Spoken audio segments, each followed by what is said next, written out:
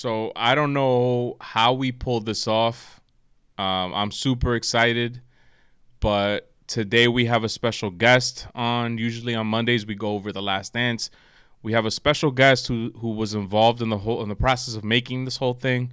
I'm super nervous, so that's why my voice sounds a little funny. I'm just gonna I'm jump nervous right too. I'm into nervous it. too. I'm gonna jump right into it. We have none other than Michael Jordan. What's up, Mike? Hey guys, how's it going? Thanks for having me. I'm a big fan of the show. I listen every Monday for the full episode and every day for the quick hits. Fuck. Sorry, Mike. We just had some technical By the way, is it okay if I call you Mike? Is that cool with you? I'll allow it for now, but really, you should check with my people before you start talking out of your mouth in the presence of a superstar. Wow, man, Michael Jordan on the Welcome to the It's Show crazy. podcast. Mike, I don't want to take up too much of your time. Uh, how did you feel about last night's two episodes?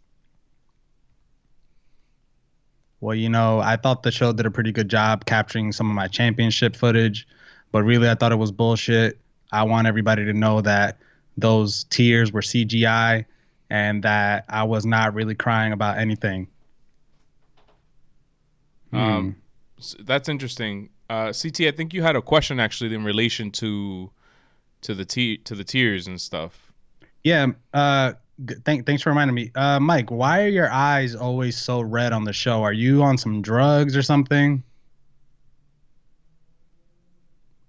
Next question, please. What? All right, man. I'll respect you because you're the greatest of all time. 6 for 6 in the finals. Let's see here. Michael Jordan on the show. Mike, if you weren't crying, why did you ask the cameraman to stop the episode mid interview? Well, to be honest with you, that was a Tuesday. It was Taco Tuesday. I had some Taco Bell. Unfortunately, my stomach does not agree with it because Taco Bell is shit and everything in my body is up the highest standard. I had to take a break so that I could flush my system out and get back to business. That's amazing. Can I is If you don't mind, I want to ask you about the Steve Kerr incident. Um, you claim that he punched you in the chest first, and then you punched him in the face, and that eventually you guys settled it all up. Is that really what happened? Would you mind sharing with the audience what really happened in that incident with Steve Kerr? Well, first, let me say, Manny, I can hear in your voice that you're about to have a nervous breakdown because you're in the presence of a true superstar. So I'm going to ask you to calm down, please. And the Steve Kerr incident is simple, really.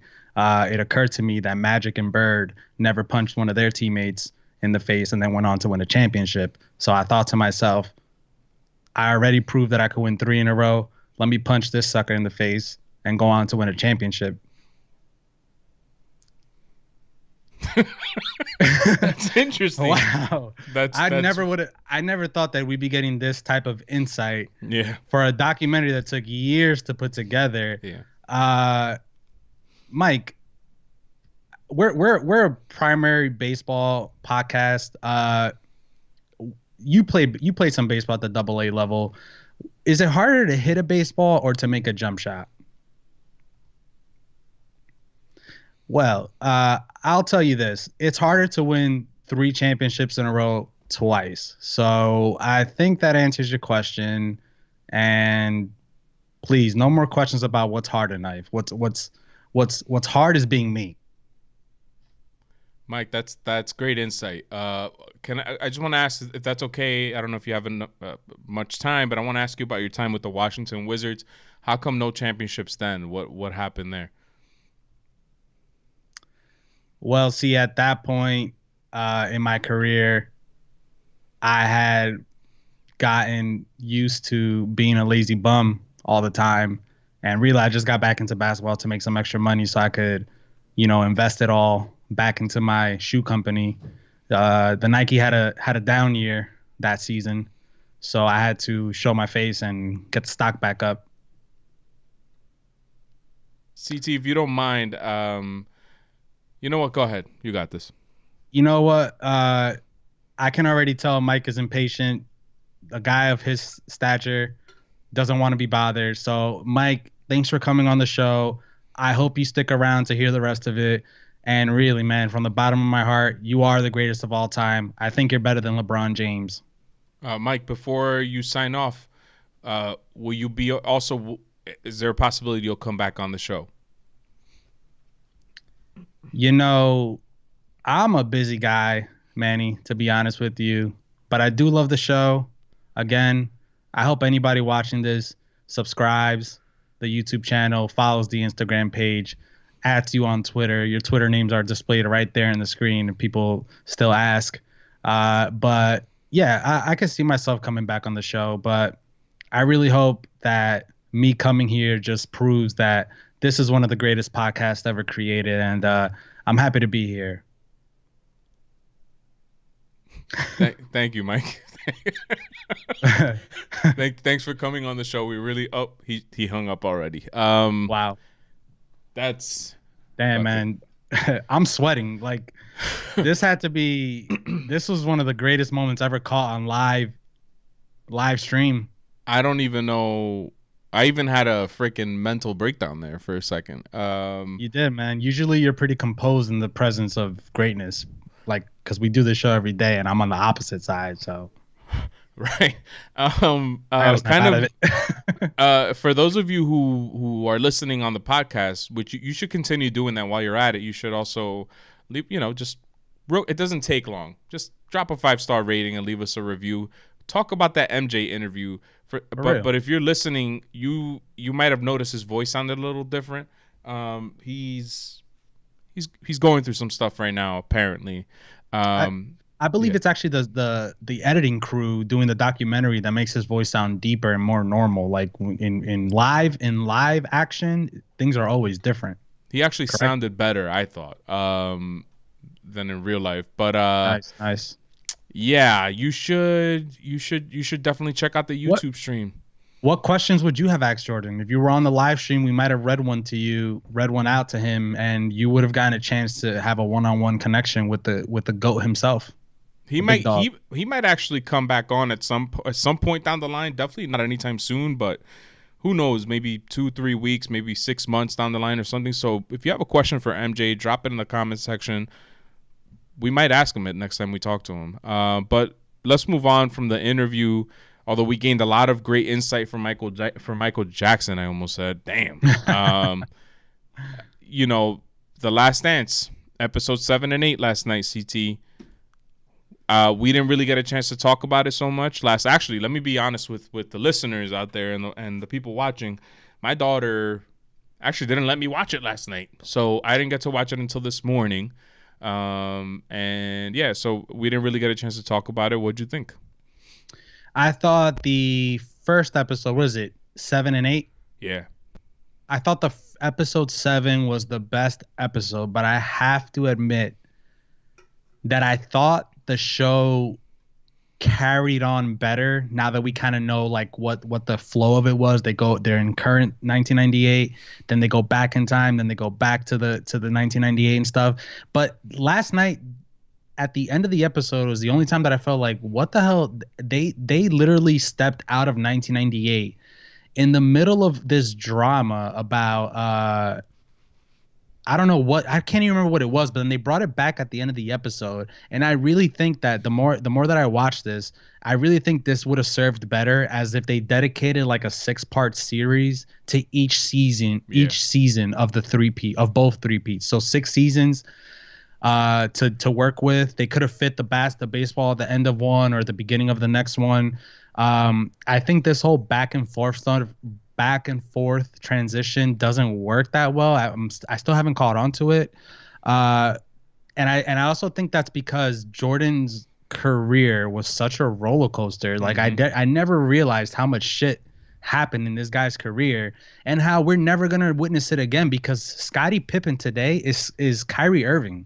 Yeah. You know? Yeah, Scottie Pippen today is what Kyrie Irving did. He left LeBron because he didn't want to play second fiddle to LeBron. And it sucks because LeBron is probably the only alpha male in history that doesn't act like he is the alpha male. He's the guy that's gonna defer to the other superstars. He'll give you credit before he gives himself credit. Yet this is the one guy that has to, beg people. I guess he has to beg people to come to his team, and it kind of sucks. But we're never gonna see another Jordan type of career ever again. Like, Yeah, no, you're right. I think you're absolutely right. And one thing that stood out to me yesterday was I started thinking about the math portion of his career. He broke into the league in 1984, retired the first time after the 92-93 season. So he played about, I guess that's 9 years before retiring. And then he came back and played another 3.5 years. His career, imagine him having the longevity that LeBron James has. Like, how many yep, years has LeBron James been playing for? It feels like we're getting close to year 20 already pretty more than soon. Jordan, I think. I think way more than Jordan at this point. I'm looking at his basketball reference page. Before he retired and returned to the Washington Wizards, he was only after the 1998 championship. He was only 34 years old, and his entire career spans 15 total seasons. Um, but the point that I'm trying to make is even after the 92-93 retirement, before he went to baseball, he looked like he was shot, like he was just tired. He put like Yeah, I just it's just incredible how different the game is now. Like again, like LeBron James looks like he's at the peak of his fitness career. He looks like super healthy. yeah. And I don't know, it was kind of weird. And then he returned, and then you start to see him look tired again toward the end of that 98 stretch around there. And I think it's because he literally, maybe Michael Jordan wasn't the points leader. I'm looking at his stats right now, his basketball reference page. Maybe he wasn't, like I said this last time, the rebounds leader, the blocks leader, and like to your point, everybody had a role in those days, so that maybe that wasn't his role. But the thing that he brought to the table that nobody brought before he came into the game, and nobody has brought since, is that will to win. Like the Yeah. guy, fucking, that's all he cared about, and he left his heart and soul on the court. He didn't care about friendships, still doesn't. And that takes a toll on your body. Like, I can't imagine going to work every single day with that mentality, that killer mentality. It must it 100%. must have been exhausting. Like, I don't even know how he played as long as he played. No, and that's the thing. Like I mentioned in our last recap of The Last Dance, that today there's a bunch of Jordans in terms of popularity. There's a bunch of Jordans in the league walking around, and not that it's any easier, but at the time when Jordan was getting interviewed, coming out of the locker room, boom, have to sign an autograph, have to get interviewed by 60 reporters, whatever.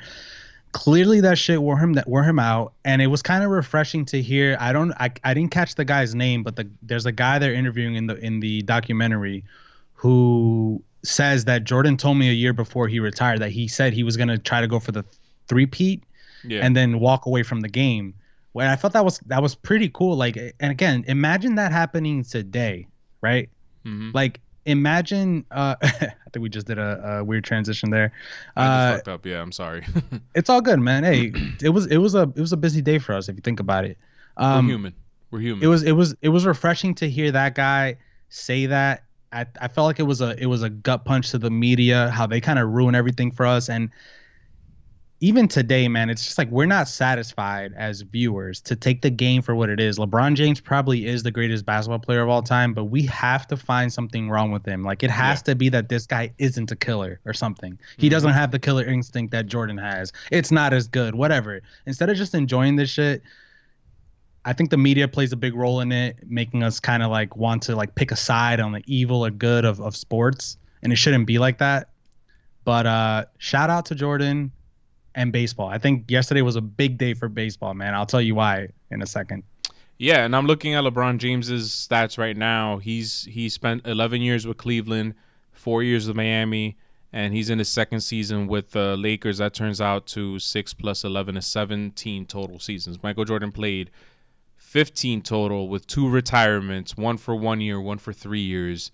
It's the guy. I mean, I don't even know, man. And yeah, the things that we learned yesterday, at least that I learned, even though I was there at the time, I guess I was too young to realize Scottie Pippen quitting on the team. That was shocking to me. I couldn't believe Super that he did shocking.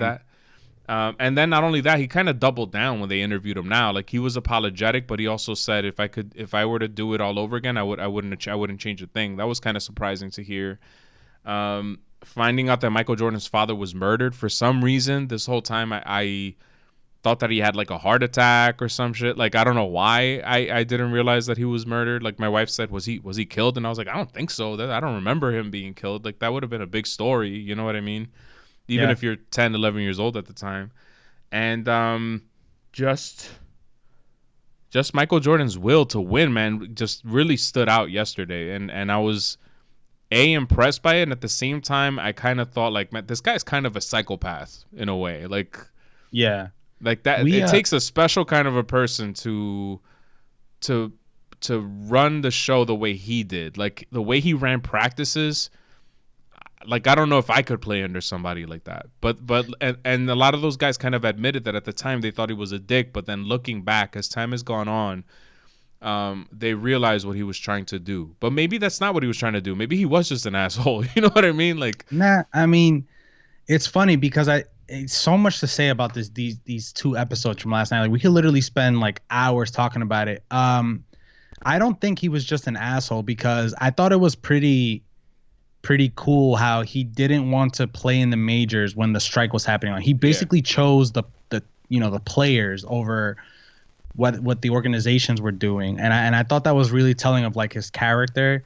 Um, yeah. they say They that said that they were gonna put in replacement players, and he didn't want to be a replacement player. Like, yeah, he didn't want to step up and play in the majors as a replacement player. If right, anything, that I think that would have hurt his ego. I think that they say the same thing about the Patriots. I remember 2 seasons ago, I don't know what player came off of the Patriots and said they don't have fun over there, but they win championships. I don't right. think Jordan was about having fun. I think he was really just about winning. I think it's great. I think we may never see a guy like that again unless this documentary literally like it inspires LeBron James to go ham and we see a LeBron James like we never seen before. But I think that's what people say when they compare Jordan and LeBron, that they're just different. Like you said, Jordan doesn't lead in points. He doesn't lead in rebounds, assists. LeBron will. But look at Jordan at the first end of the retirement, his first retirement. They were already dubbing him one of the greatest of all time. Right. And that was just the first three-peat. He came back and did it again. So it's like it's never really about the overall stats. And it's impossible to make it about the overall stats. Like Steph Curry is already the greatest shooter to Yeah. ever play in the game, and he doesn't lead in. I don't know what's the best stat to determine who's the best shooter, but he is the best shooter. Period. Like, Maybe shooting percentage or something. well, Sorry, yeah, man. but Getting all by the choked end up here. by the end of his career, he might not have the best shooting percentage. Maybe his last 3 years, he's doing a Jordan in the Wizards and shoots poorly. Yeah. I do want to say that I didn't know that Jordan's dad was murdered. I just didn't know that it was that the whole story was that he took a nap on the side road. That stuff just seems kind of weird to me, and that it took like 3 weeks to find his body. I don't know what to think of that, to be honest with you. Quick prediction. I'm almost willing to guarantee that there will be a podcast that investigates it and gets to the bottom of that whole thing. There's always one. Yeah.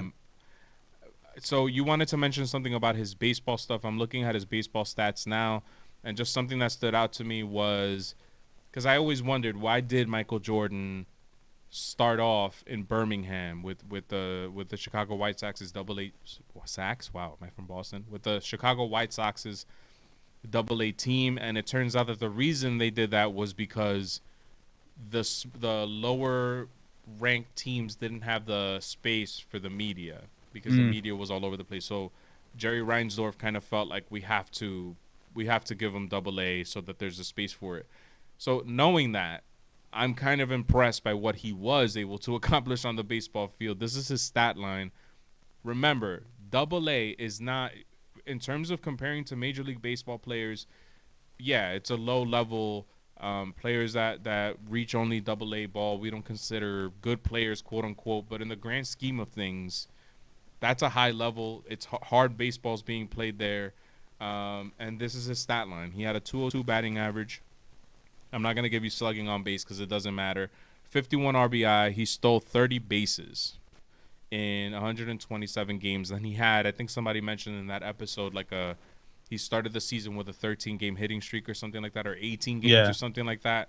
And then they started throwing curves and stuff and breaking balls and all that stuff. I Um, thought, I'm at the time I thought people were exaggerating about like, oh, if he had continued playing, he probably would have made it to the majors. I think he probably would have, because no, yeah. I think that's impressive to not pick up a baseball bat and a ball since high school. He's 31 years old, being thrown into Double A, not rookie ball or an independent team, and to put up these kinds of numbers, which again aren't that great, but for someone who hasn't played baseball in fucking 15 years, that's Yeah. impressive. That's really I good. thought I thought it was great how they depicted that he started off on the 13-game hit streak, and then the curveballs came, because that's something growing up when I was super into playing baseball. I always used to hear of stories of kids having the talent to hit a fastball, catch up to 90, but the minute that they start throwing curveballs, that literally is the difference, I think, between double A and triple A for Yeah. some hitters, right? So I thought that was pretty cool. And another thing that I thought was interesting about Jordan playing baseball is that, and the reason why I believe he would have made it is because the biggest thing about Jordan is that he busted his ass on both ends of the ball every game. He tried to play the best defense and score the most points, which I think if he would have had the same amount of time put into baseball, he would have crafted himself into a pretty great baseball player. And I think it's telling of the way you see him at the beginning of the baseball clip back in the 90s. You can see his swing is straight down. Yeah. It's almost like he was taking word for word what they were teaching him. Right. His swing was like in a straight down angle. His swing was very awkward. It was almost like he was just trying to make contact.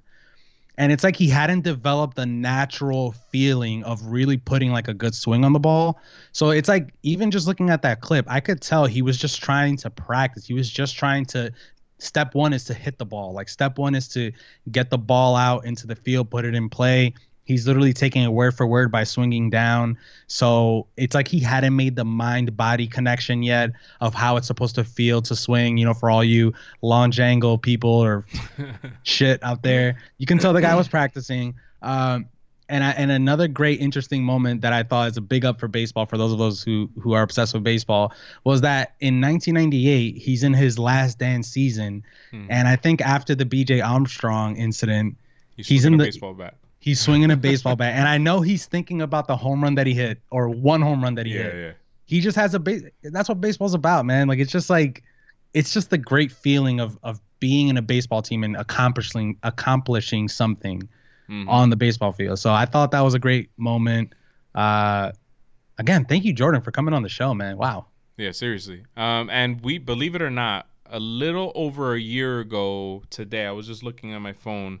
Siri's talking to me now. For some reason, Siri's been turning on a lot lately. We had Nick Francona, which is Terry Francona's son, on the show, and he actually spoke to us about meeting Michael Jordan when he was with the Chicago White Sox. So this is my turn to plug that show in. You could Nice. you could find it in our podcast, wherever podcasts are available. Just go back. It was in April 25th, I think, of last year. The episode is called "The Conversation with Nick Francona." It's not just about Michael Jordan; it's about a whole bunch of stuff, but we do talk to him about MJ for about 5 minutes in that interview, so go check that out. But yeah, those episodes were incredible, man. And now I'm kind of sad that this coming Sunday is the series finale, and that's it. We're not gonna see any more of it, because it you know, as much as that time in basketball hurts for Knicks fans, which I am, it was an incredible time in the game, and damn, man. I want to make What are we gonna have after The Last Dance is over? the home run race, man. Roy Halladay's documentary. I want to mention one more thing about the Last Dance documentary. It's the point that I was trying to make earlier about it being all out of whack. What the hell was the story about his one teammate who he was constantly berating with, like, getting him to fight him? What was that about? Scott it's like Burrell, they mentioned Scott Burrell. They were kind of like, Scott Burrell, man, such a nice guy. You never hear about him again. You might see him in a highlight, but what was the point of that? It's almost like the guy ran out of space to put there, and it was like, let's mention Scott Burrell, man. We got Scott Burrell. It's like Scott Burrell didn't give any insight to what Jordan was, other than like I felt like it was a lead up to one game that Scott Burrell had that was really good, but they didn't Yeah, really tell us what the point was. And I think what they wanted us to get from it is just how intense MJ was in practices. Maybe yeah, that's what it was, because then later on in the episode, or was it the next episode that we learned about the Steve Kerr incident? I think maybe it was the next episode. Um, but yeah, I think you're right. I think maybe they got caught up with the title of The Last Dance because that's what MJ titled that 98 season. That's what he called it. Um, and they got caught up in it, and they just wanted to, they tried to focus their attention on 98 but realized there's just too much. We have MJ here. We got to talk to him about his entire career. Maybe you're right. Maybe they should have just started with the beginnings, like 1984 to 1990, episode 1. The 91-92 season would be episode 2. 92-93, 93-94, retirement, coming back, and that you get your 10 episodes that way. But instead, they decided it's to like go with this back and forth thing, which what we said last week was works, but it works in a situation where they drop every single episode in one shot, and you could sit there and binge it.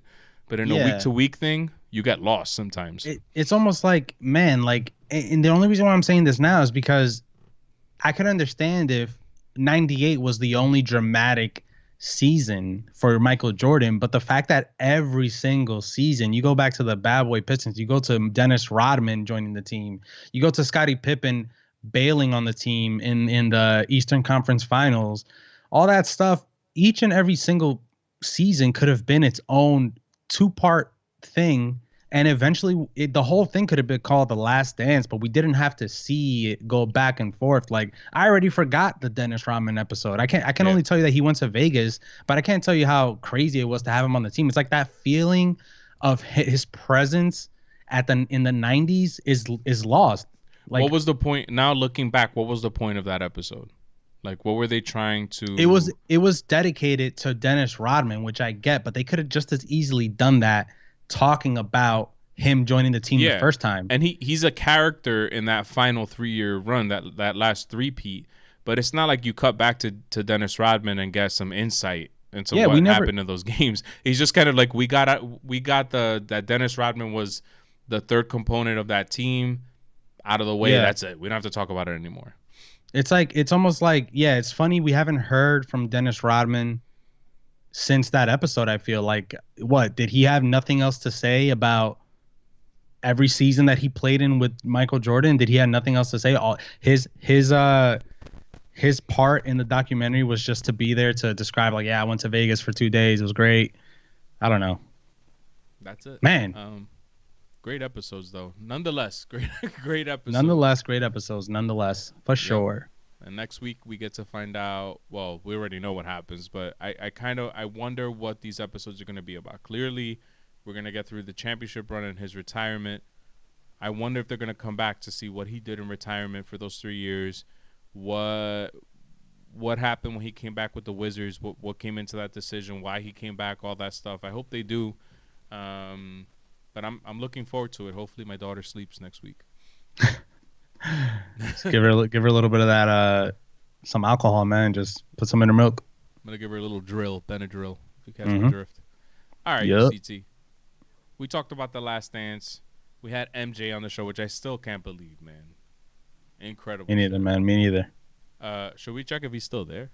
Nah, nah, nah. He's probably No, no, no, no, no. Yeah, let's not wake the beast. not. Why don't we get into some headlines? Yeah.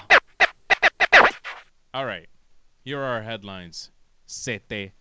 MLBPA rep Andrew Miller of the St. Louis Cardinals says players are up for anything safe during COVID-19. This is his quote. We want to put a good product on the field, but that's totally secondary to the health of the players. We're generally younger and healthier, but that doesn't mean that our staff is.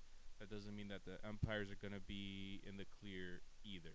I agree with Andrew Miller, and we're going to find out hopefully tomorrow whether or not we're going to see baseball in 2020 because MLB met with the owners and I think a representative of each team today, and they agreed on a proposal to bring the game back. Now the next step is that they have to bring it to the players, and there's going to be a discussion coming out of that. The players might come back and say, "Fuck no, we're not coming back at whatever proposal you have. This is what we want." There's going to be some sort of discussion. Hopefully, the owners have a plan for that, and we could find out that baseball comes back at some point in the very near future. One of the things that they think is included in the proposal is a universal DH. So I wanted to get your take, CT. How do you feel about universal DH, man? Finally is how I feel about it. Finally, I think it's a no-brainer. We don't need pitchers hitting for guys that specialize in one part of the game. Um, I think that people will cry about it, like Joe from Joe and Evan. I mean, Evan from Joe and Evan Bro, on the WFAN. Evan.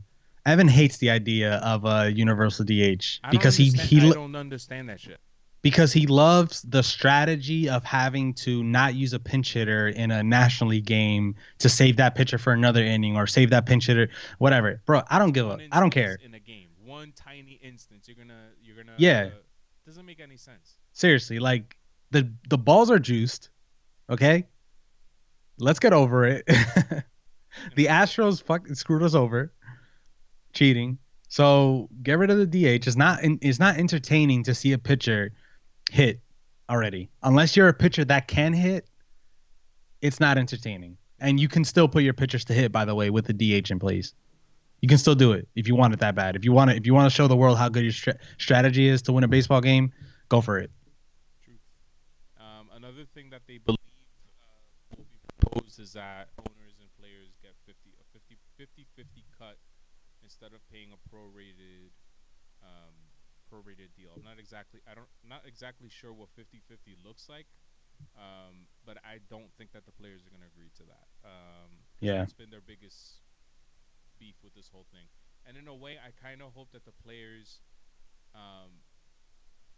tread lightly on this, because if it comes out that there will not be any baseball because of money, the players are going to lose, because there's no way that fans are going to be allowed in the stadium. So you're having a huge revenue stream being cut off for the owners. And I know they're billionaires, but if you want to run a business, that's how businesses are run.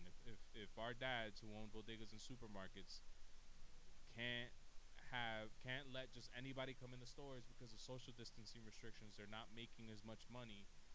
They're gonna have to make some sacrifices. Maybe an employee might have to get fired or have to take a pay cut or something. That's just the way of the world, and Yep. players just have to understand that. And it's not gonna look good for $1 million player to say, "I want my $30 million, not my $25 million."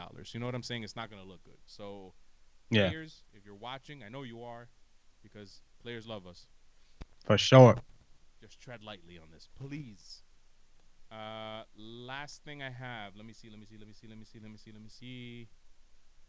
No, I have two more things. Noah Syndergaard expects to be back 100% for the 2021 season. I highly doubt that. Sorry, Manny. Yeah. Sorry to cut you off, but what else is he supposed to say in that situation? Exactly.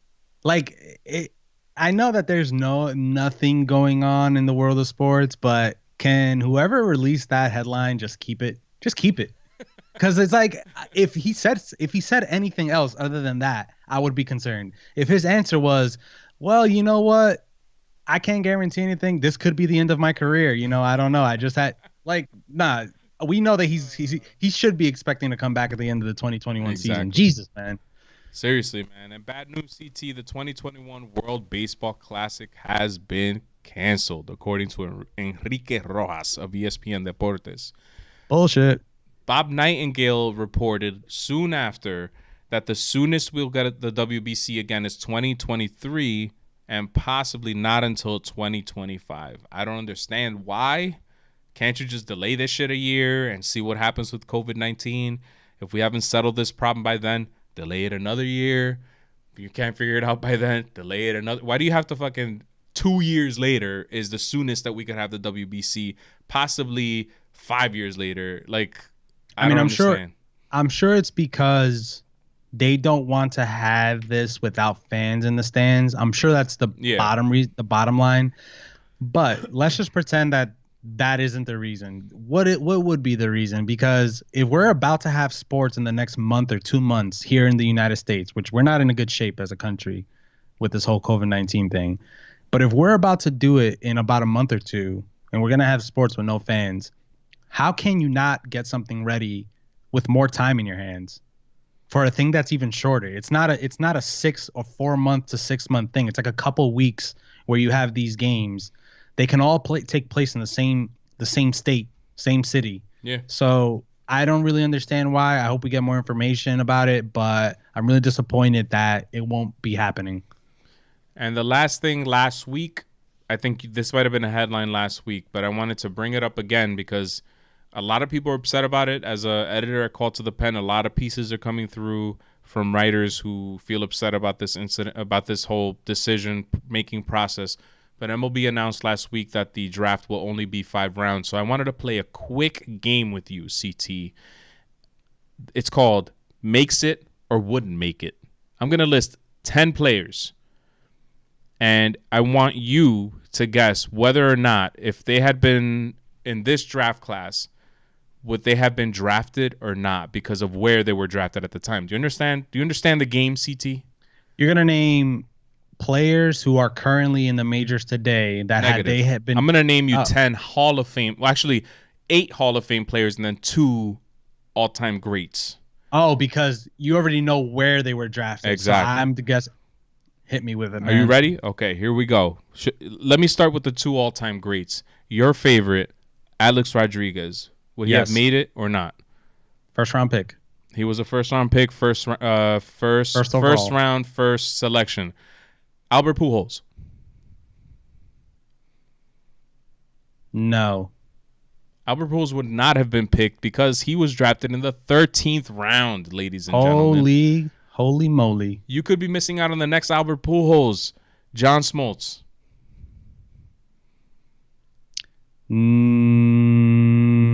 No. John Smoltz would not have made it. He was drafted in the 22nd round. Trevor Hoffman, CT. No. See, goddamn, you're a genius. Children will not be able to listen to this because I just said that. Trevor Hoffman was drafted in the 11th round. CT. How about Jim Thome? Would he have been drafted? Yes. Jim Thome would not have been drafted, CT. He was drafted in the 13th round. How about Tim Raines? Yes. Tim Raines would have just made it. He was drafted in the 5th round. Rickey Henderson, CT. Yes. Rickey Henderson, 4th round pick. Cal Ripken Jr. Yes. Cal Ripken Jr., 2nd round pick. Tony Gwynn. Yes. 3rd round pick. How about Mike Piazza, CT? Yes, because I remember he got drafted, I think, in like the 2nd round. Who are we talking about? Mike Piazza?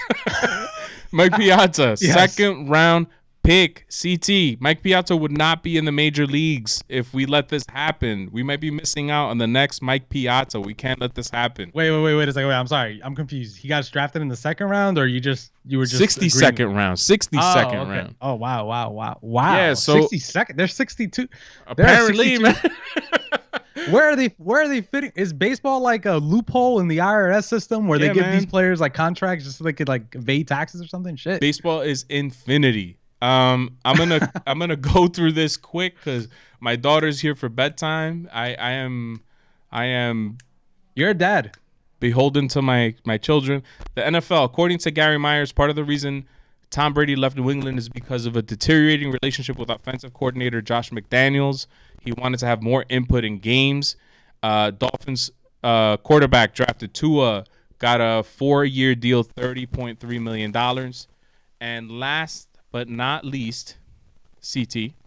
I don't know if you can see the screen next to me here, up on the the stream, but check this out. Screen. That is not what I meant to do. But anyway, you should do that. You should subscribe. But this is what I wanted to show you. See what this Jordan document is?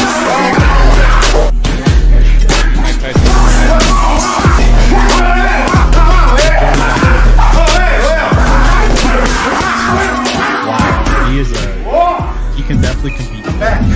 Maybe. I don't know. I'm easily satisfied with with Mike that. Tyson announces, "I'm back." Do you think you could go toe to toe 1 round with Mike Tyson, with Iron Mike? No.